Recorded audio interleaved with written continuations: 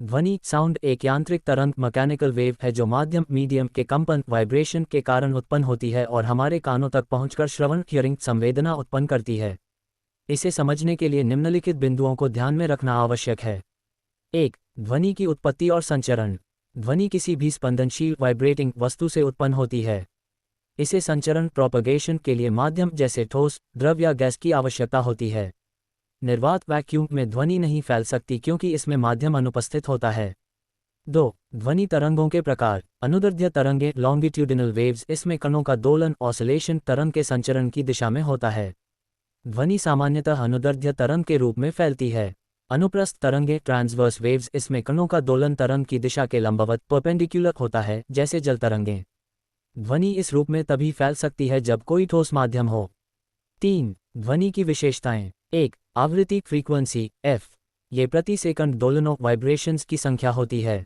इसकी इकाई हर्ट्ज होती है। 20 हर्ट्ज से 20,000 हर्ट्ज तक की आवृत्ति की ध्वनि को मानव कान सुन सकता है। 2. तरंग दैर्ध्य वेवलेंथ लैम्डा। यह एक तरंग की दो समकक्ष बिंदुओं जैसे दो श्रेणियों या दो संपीड़नों के बीच की दूरी होती है। इसकी इकाई मीटर एम होती है। 3. गति वेलोसिटी वी। किसी माध्यम में ध्वनि की चाल स्पीड उस माध्यम के घनत्व और प्रतिरोध पर निर्भर करती है। ठोस ग्रेटर दैन द्रव ग्रेटर दैन गैस, इस क्रम में ध्वनि की चाल अधिक होती है।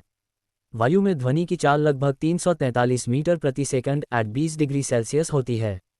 4. आयाम एम्पलीट्यूड। ये तरंग के अधिकतम विस्थापन को दर्शाता है। जितना अधिक आयाम होगा ध्वनि उतनी ही अधिक ऊंची लाउड होगी।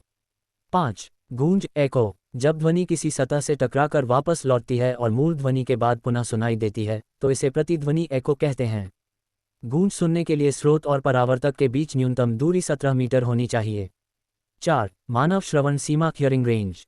श्रव्य ध्वनि ऑडिबल साउंड 20 हर्ट्ज से 20,000 हर्ट्ज तक। अवरश्रव्य इंफ्रासाउंड 20 हर्ट्ज से कम। पराश्रव्य अल्ट्रासाउंड 20,000 हर्ट्ज से अधिक। 5. ध्वनि की परावर्तन अपवर्तन और विवर्तन। परावर्तन रिफ्लेक्शन, ध्वनि किसी सतह से टकराकर वापस लौटती है जिससे गूंज उत्पन्न होती है। अपवर्तन रिफ्रैक्शन, माध्यम के घनत्व में परिवर्तन होने पर ध्वनि की चाल और दिशा बदलती है। विवर्तन डिफ्रैक्शन, ध्वनि जब किसी रुकावट या छोटे छेद से गुजरती है तो वह मुड़ जाती है। 6. ध्वनि का अनुप्रयोग। सोनार समुद्र की गहराई मापने और पानी के भीतर वस्तुओं की खोज के लिए पराश्रव्य तरंगों का उपयोग किया जाता है। अल्ट्रासाउंड स्कैनिंग, चिकित्सा क्षेत्र में शरीर के आंतरिक अंगों की जांच के लिए पराश्रव्य तरंगों का उपयोग किया जाता है।